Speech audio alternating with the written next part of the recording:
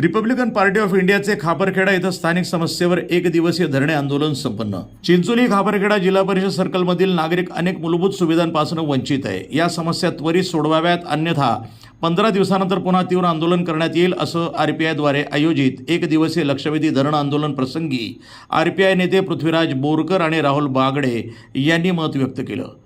जनतेच्या विविध समस्या सोडवण्यासाठी आणि शासन प्रशासनाचं लक्ष वेधण्यासाठी शुक्रवार दिनांक 14 फेब्रुवारी 2025 रोजी एक दिवसीय धरण प्रदर्शन खापरखेडा इथं करण्यात आलं होतं। यावेळी प्रमुख 13 मागण्यांची माहिती देण्यात आली।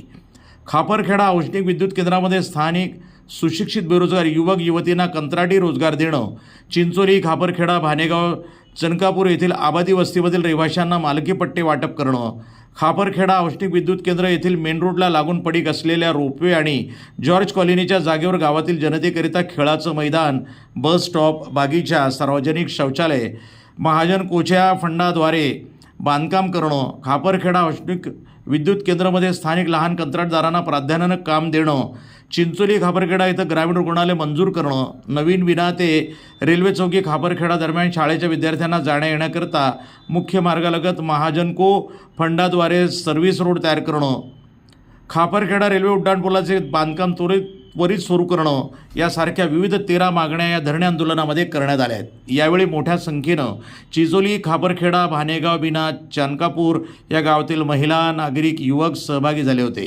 यावेळी बीजेपी, शिवसेना, राष्ट्रवादी काँग्रेस आदी पक्षाचे नेते सहभागी झाले होते। या आंदोलनामध्ये अनेक नेत्यांनी मार्गदर्शन केलं।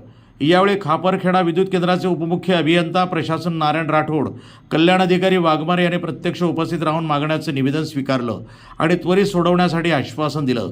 यावेळी आरपीआय प्रभारी राहुल बागडे यांनी आंदोलनाचा पुढील कृती कार्यक्रम जाहीर केला आणि धरणे आंदोलन यशस्वी करण्यासाठी सर्व उपस्थितांचे आभार मानले। त्या समस्या कशा सोडवता येतील या दृष्टीने आम्ही नक्कीच पॉझिटिव्ह विचार करू। महानिर्मितीने नेहमीच खापरखेडा रहिवाशांसाठी त्यांच्या कल्याणासाठी नेहमीच पुढाकार घेतलेला आहे आणि समोर आम्ही पुढाकार घेऊया। तुमच्या मागण्या नक्कीच आम्ही म्हणजे पॉझिटिव्ह देऊन आम्ही सोडवण्याचा नक्कीच प्रयत्न करू। धन्यवाद। रोजगार उपलब्ध झाला पाहिजे। इथल्या उद्योग सुरू करणाऱ्या स्थानिक कंत्राटदारांना इथे इन्क्वायरीची कामं मिळाली पाहिजे।